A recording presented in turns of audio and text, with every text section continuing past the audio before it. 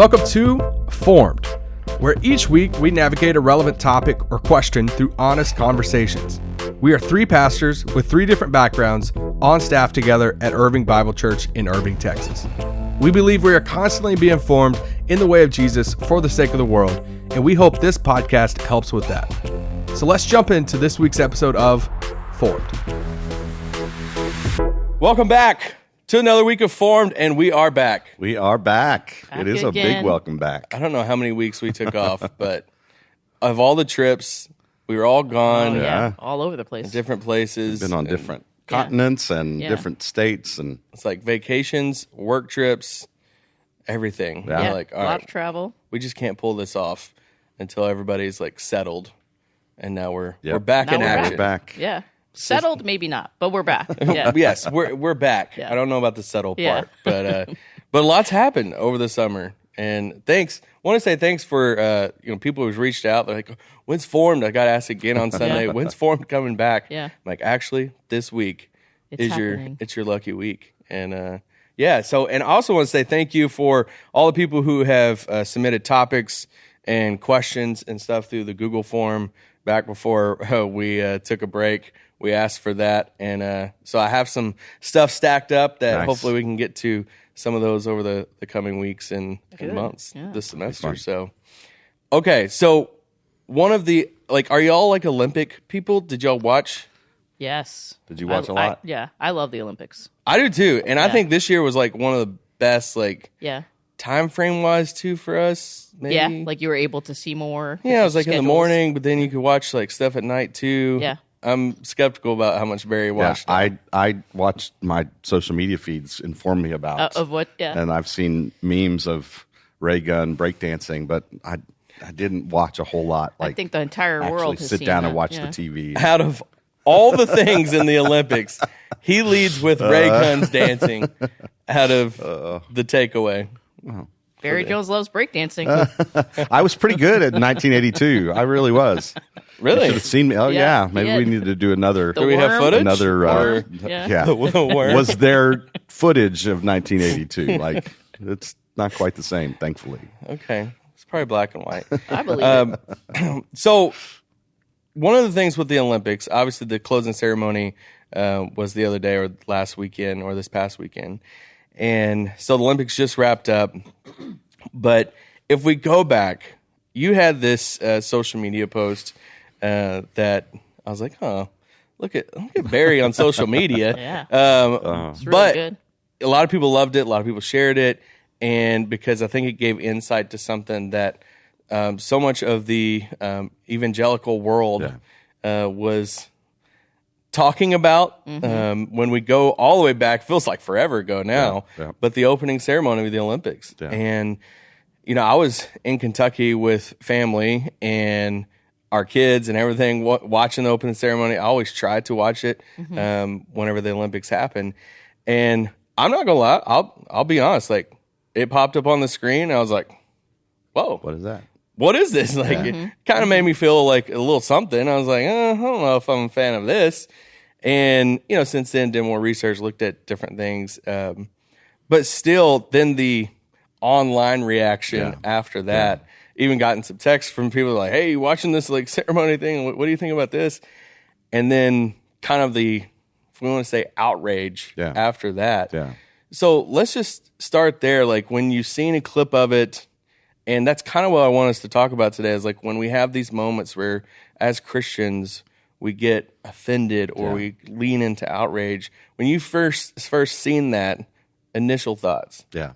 So, the whole experience was really interesting. We were on vacation and Kim and I sat down to watch it together. And you talk about outrage. The idea that I would actually get up and leave the room and not watch it was provoking outrage from my wife. She's like, no, we're going to sit and watch this. She really, she wanted it to be an experience that we shared together, and the kids were sort of all running around and not interested. And so here I am sitting on the sofa, Kim and I watching it together, and I was just sort of not all that impressed and engaged through the whole thing. Yeah. And But there was no getting up and leaving the room. She made that clear. But I had already begun to see, because we were watching it, on tape delay. So it had happened earlier in the day. So I had already begun to see posts about this moment that people were perceiving as kind of a mocking, if you will, of the Last Supper. And so I'm kind of watching for it in real time. And I didn't have the same sort of in the moment visceral response that I think other people did. But then, as you said, you begin to see social media just sort of ablaze among many Christians about this kind of outrage, about this moment of mockery of the Last Supper. And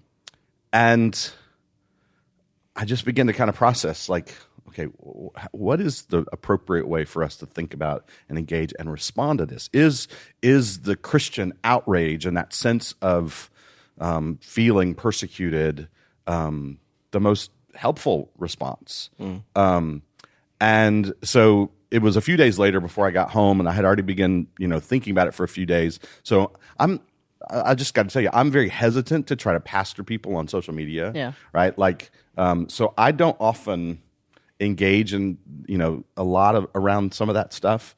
But I felt like I had a perspective that was worth putting out there, and wasn't sure how it was going to be responded to. And I'm going to make a bunch of people mad with this, but it really seemed to connect with a lot of people. And what I talked about was just the idea that, to me, there's kind of three different possibilities for interpreting what happened. One is it was intended as a kind of brazen, in-your-face mockery of the Last Supper, which it should be pointed out, the Last Supper painting was kind of what it resembled, which would be very different from what the actual Last Supper was. But that's a different, really yeah. accurate. So yeah, right. Yeah. But so it was like, could it be this was intended as a mockery, and therefore I think intended to provoke outrage and the persecution complex, or was it, as was sort of suggested, argued by the organizers, this actually represented not the Last Supper at all, but Dionysus from Greek mythology, the feast of Dionysus, and so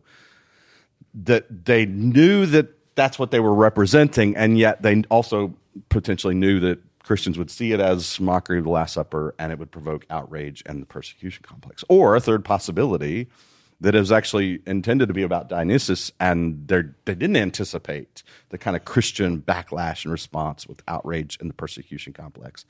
And if it's those three possibilities, it seems to me that outrage and this sense of persecution is not the helpful response. We could argue about whether it's a justified response, but at the end of the day, is it helpful? Because on the first two scenarios, if it was actually intended to evoke this response, then the people behind it got exactly what they were looking for, and are sort of snickering at, like, look at those sort of pathetic, thin-skinned Christians. Or on the third possibility, it wasn't intended that way, and yet then we had this massive response. And in any of those scenarios, it sort of reinforces, I think, hurtful, harmful stereotypes about Christians. And so how is the cause of Christ in the world most sort of damaged by this sort of potential mockery, or actually the way in which our response that winds up, in some ways, I think, not representing Christ well? And so just the idea of, is this the most helpful way for us to respond and engage? But I then also talked about, well, isn't there an appropriate place for outrage? Like, didn't Jesus sometimes get angry? And the thing that I pointed out there is that, yes, you see this righteous indignation of Jesus in the Scriptures, but that it's always aimed at those who are religious, who misrepresent God, right? That there was a sense of people who sort of claimed to speak for God or claimed to represent God, but that failed to demonstrate the fruit of love and justice. And that's what provoked the outrage of Jesus. And never people who are far from God, that Jesus saw, the language from the Gospel of Matthew, he looked out on the crowd and he saw them, and he had compassion on them because they were harassed and helpless, like sheep without a shepherd. And maybe, just maybe, isn't there a response from us that would be appropriate in that kind of way? Rather than this sense of outrage, what about a sense of compassion? And even thinking about Jesus himself, when he is mocked and scorned, when outrage is a justifiable response, but his response is, Father, forgive them. They know not what they do. His response is a response of compassion. Yeah, that's good. Yeah, I watched it on tape delay as well and had seen some things about it. Wasn't really clear about it. And when I watched it, I just felt like, this is weird. I mean, overall, I thought the opening ceremonies was generally thing was kind of weird. Yeah, I was like, I'm not sure what's happening here. Yeah. Yeah. Also watching with kids. Yeah, not your. Yeah. I was like, I feel like I should turn this off. Right. Like, when they're holding a head, but it's like, hey, it's art. Yeah, and which isn't really the case typically. Yep. But to your point, and maybe I'll show my cards here a little bit right away, is I really struggle with the whole idea of the American Christian persecution complex. Yeah. Because, and it's not to say there isn't opposition. It's not to say there aren't times of genuine injustice. I think those things are true. And yet, I'm on a board of a Bible college in India. And when I think about what Indian Christians go through, it's a level, quite frankly, that I don't understand because I've not experienced it. They are isolated. They are ostracized. They suffer oftentimes violence, both against themselves and against their families. So many different ways where they are experiencing tremendous suffering, and that's happening all over the world. And so when I think about that level of persecution, again, I'm not saying there isn't opposition here or even injustice. It's still not at the level that I would consider to be persecution. So that's the first point where I think I struggle. The second part of that is nobody's stopping us from believing what we believe. Yeah. And we still have, this is a wonderful thing about our country, we still have opportunities to fight for changes in laws and through our political system, through our legal system. And that's something that those in other countries that are being persecuted, they are trying to stop them. There is governments and groups of people and social groups that are trying to stop others from believing what they believe. They don't have the opportunity to fight for changes in laws. And so that's just not our experience.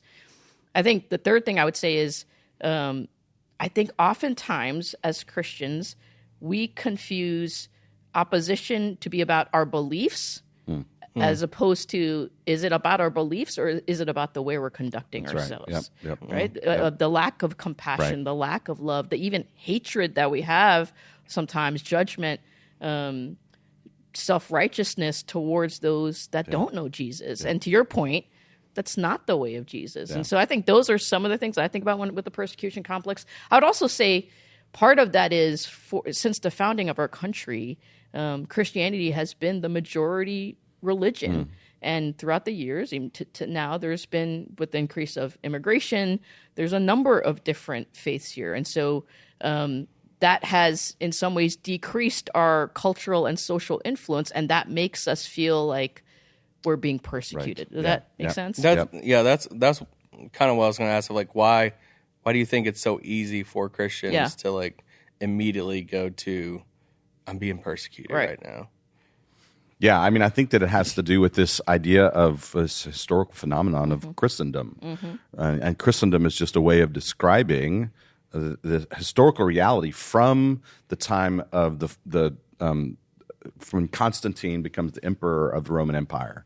And this is the point that you have the first ostensibly Christian Roman emperor. He fights the Battle of the Milvian Bridge in 312, and he has his soldiers fight under the banner of the Chi-Rho, this ancient Christian symbol that stands for Christ. And they're victorious, and he becomes the emperor. 313, he issues the Edict of Milan.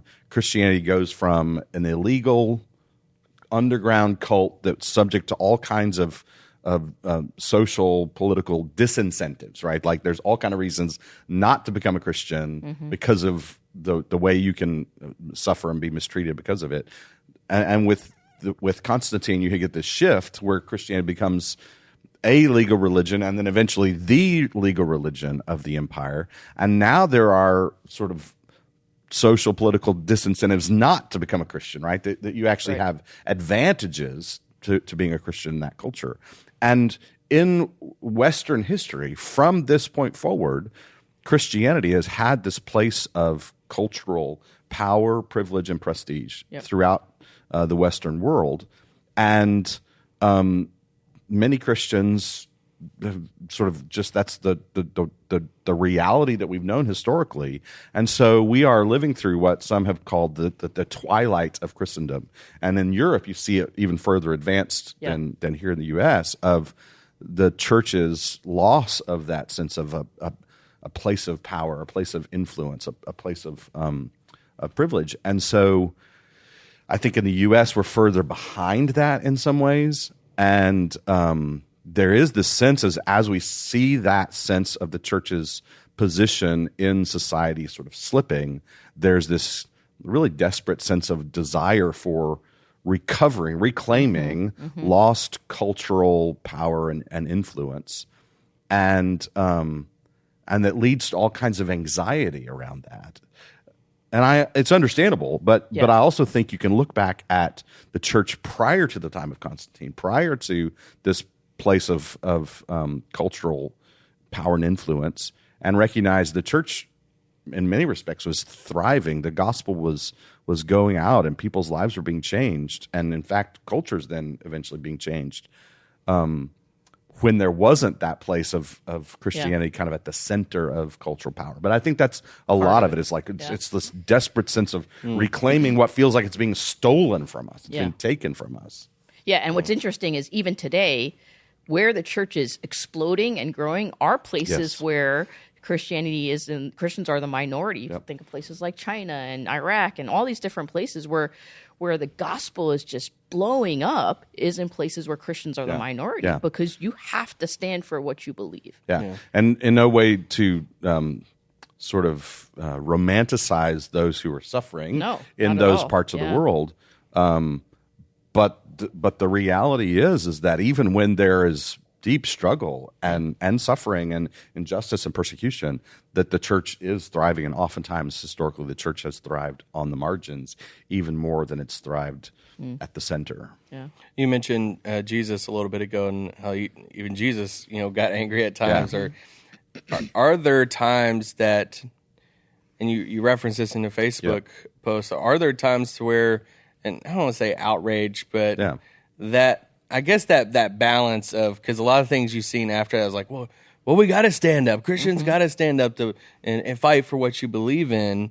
So what is that balance of like and I'm not even saying that's right. I'm just saying like a common theme that I would see online. What is that balance of being like fighting or standing up for what you believe in, but like, hey, yeah. So I mean, I had a connection on Facebook. It was actually not on my post, but somebody else who had reposted, and I engaged. I didn't do a lot of commenting on the comments, but I did with this one, because his question was, isn't it possible for these to coexist? Like the compassion and outrage aren't mutually exclusive.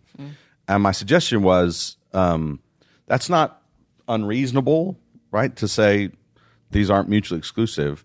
I said, I think that it's harder to hold them both at the same time, right? Easier said than done. Yeah, that's good. That oftentimes the outrage is going to actually sort of eclipse the compassion. And I said, I think part of what is troubling to me is just the fact that Jesus was known so much more for his compassion than he was for his outrage. And I think we tend to be known much more for our outrage than for our compassion. And that's the thing that troubles me. Yeah. It's not that there aren't things that we should get frustrated about or righteously indignant about. But I do think then we need to come back and say, what are those things? And I think part of what happens is we miss the fact that that righteous indignation actually ought to be aimed at those who are misrepresenting God. We've seen horrific things that have come out about the ways in which churches and institutions have used their position to really respond in terrible ways and even shield abusers. And that should cause righteous indignation. So I think back to Jesus' words to the Pharisees about you strain out a gnat and swallow a camel. And I love that. I mean, that just feels like that should be like an old phrase from, that you learn from your grandma in the South or something, right? Like a Kentucky, I'm sure there's all kind of Kentucky, old phrases, but I love that, like the image of it. Jesus, you you strain out a gnat and you swallow a camel. The things that are little things you make into really big things, and the things that are really big things you completely dismiss. And so I think that that's what we have to come back to. Say, what are the things that really ought to provoke that sense of righteous indignation? And I think we should be more concerned about the ways in which God is misrepresented by those who claim to represent him than we get all worked up about those who don't know him. Yeah. And I'm reminded of that verse where Jesus says in the Beatitudes, "Blessed are those who are persecuted because of righteousness." And so Jesus says those who are blessed are those who are persecuted for the sake of righteousness. And I think sometimes we mistake righteousness for our self-righteous behavior. When Jesus talks about righteousness, he says it's caring for the least of these. It's fighting for the rights of those who are oppressed and vulnerable and marginalized. And I don't think those are necessarily the reasons why we would consider ourselves to be persecuted. And Jesus goes on, and when you look at, because this is often what comes up, oh, Jesus was angry, shouldn't we be angry? And I do think there are times where we should be outraged. There are genuine injustices that happen that we need to stand up against as Christians. And yet, our anger is often very different from Jesus' anger. Yeah. Jesus' anger was righteous. It was pure. It was for the glory of God. It had a redemptive purpose. It was motivated by love for God, love for others. And our anger, even if it's aimed at at a genuine injustice, can be tainted with pride and selfish desire, a sense of personal offense, a lack of compassion, all of those things. And that's very different from why Jesus was angry. Yes. And I think sometimes we confuse the two. Yeah. Jesus got angry when people made in the image of God were denigrated, were mistreated, were abused, exploited. And so his anger, his indignation had to do with those who were vulnerable, those who were mistreated. And this very other-oriented kind of disposition toward that place of anger burning for somebody else who's been abused or mistreated, exploited, treated unjustly. And so when we see issues, for example, with regard to racial injustice in our country, it ought to provoke that sense of righteous indignation in us. Yeah.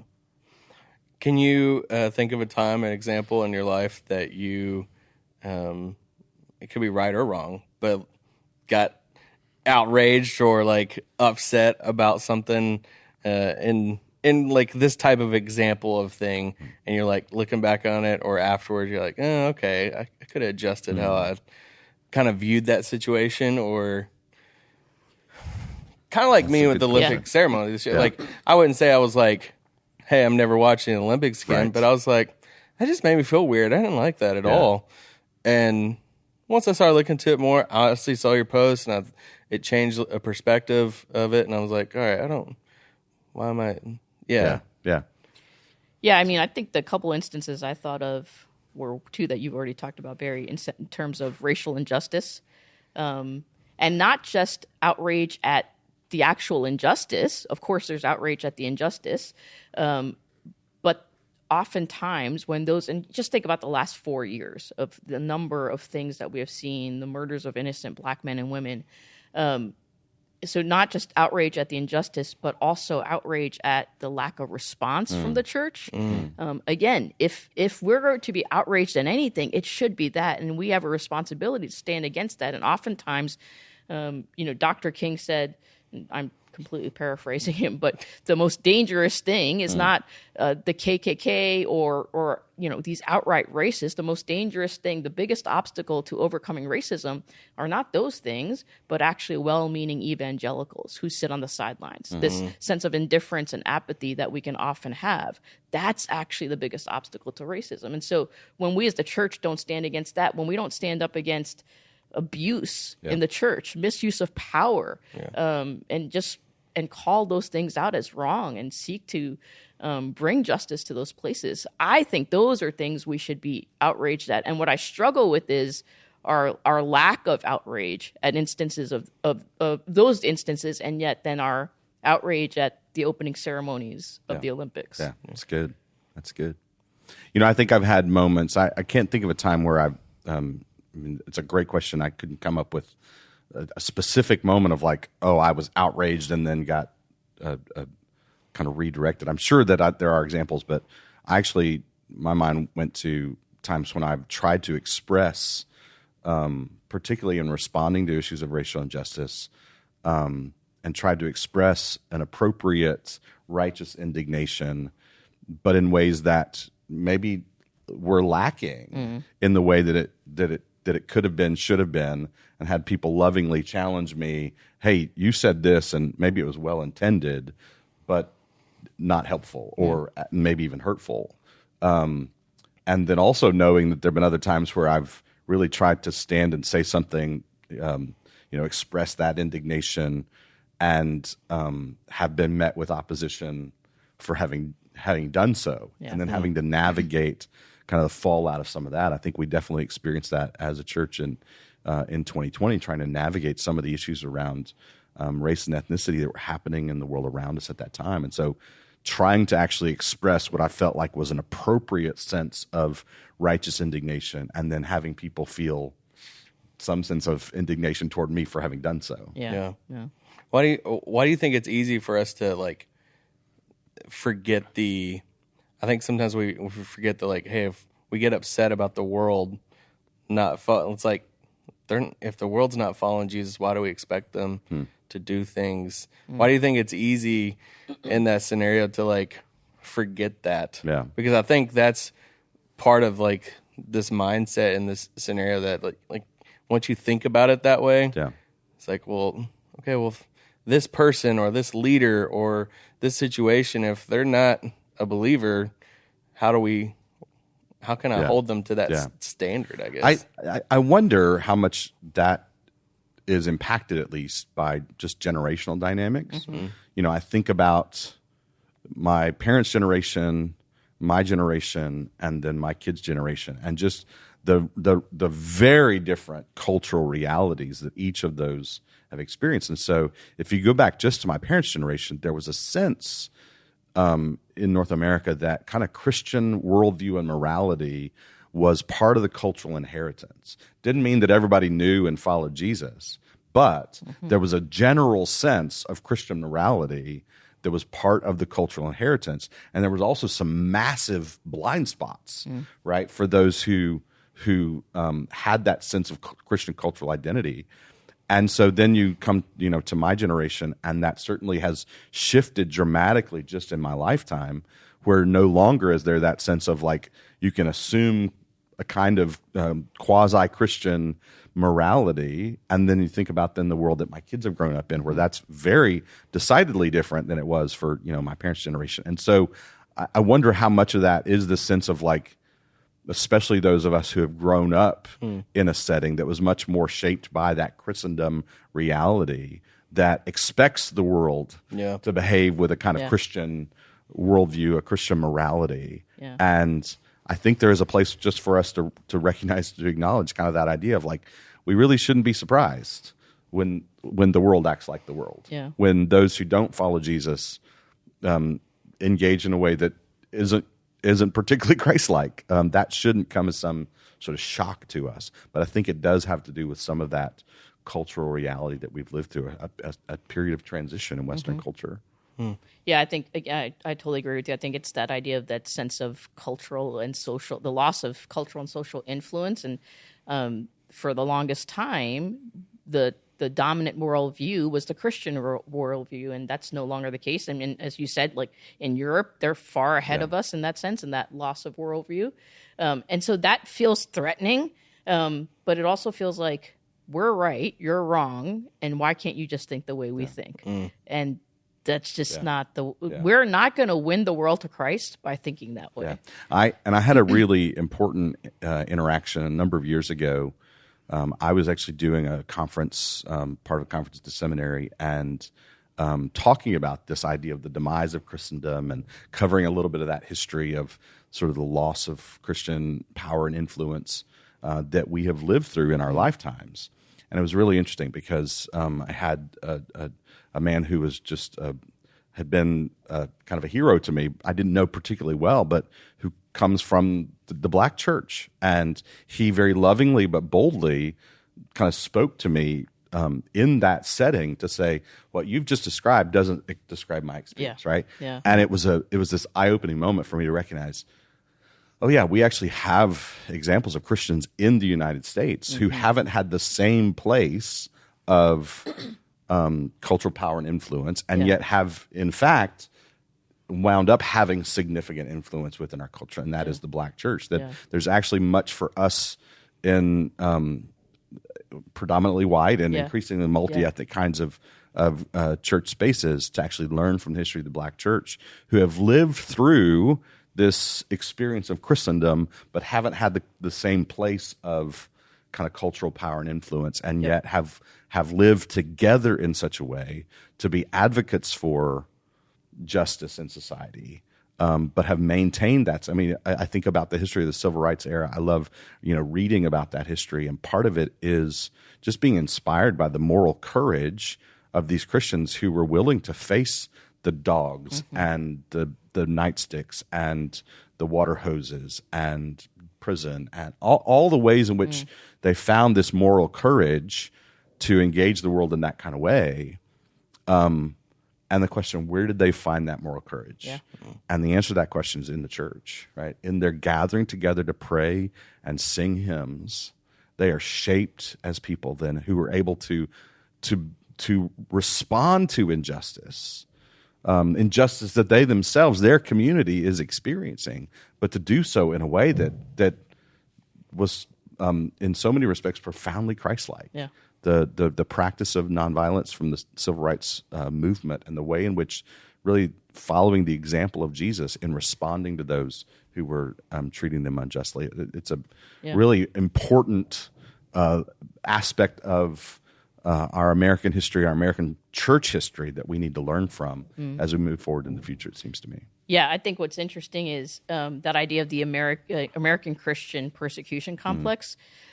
I would say that's predominantly a white American Christian persecution complex. Right? The black church, that they've always existed as a minority, and so their only hope was to trust in God, right? Was to fight for these ways that they had to fight against injustice, and so there wasn't space for that wasn't even an idea for them to have that sort of persecution complex, because that's just the world they lived in. And so I think that's a great point. Yeah. Really insightful. Relevant topics, honest conversations. It's good. It's good to be back. Yes, it's good. I wasn't sure we were going to feel rusty the first time back, and it's been fun. Yeah. We'll let the people decide. That's right. No peep talk so far.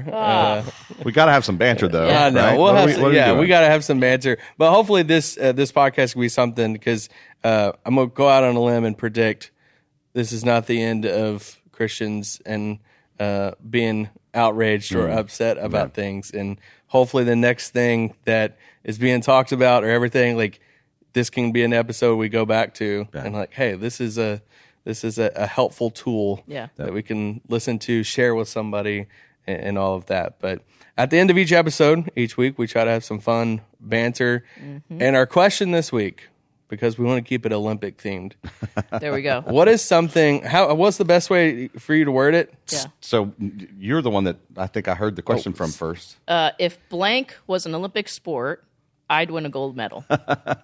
Fill in the blank. If blank was an Olympic sport, I'd win a gold medal. And you've clearly been thinking about this. So because this is my can't question. say reading. So take it away. That's what I had for him. That was the example I gave for Barry, but that's not his. That's not what he's going with. Okay. All right. Mine's just, it's not very fun. But anyway, it's true though. I really think I could win an Olympic gold medal for this. So if you're in a big city and you need to get between 2 points, I will get there the fastest. I will get there the fastest. Wow. Yeah, so like New York City, why? my thing is I can walk faster. Like I am like, and this is dating myself again. Think about Frogger. That's me on the streets of New York City.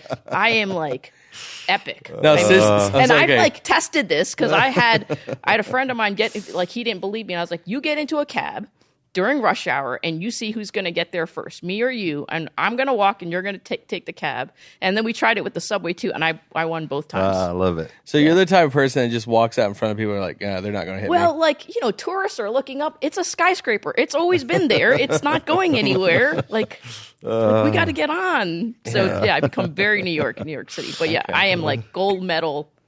I'd take anyone on. You will get for there this. faster than... Okay. Yeah.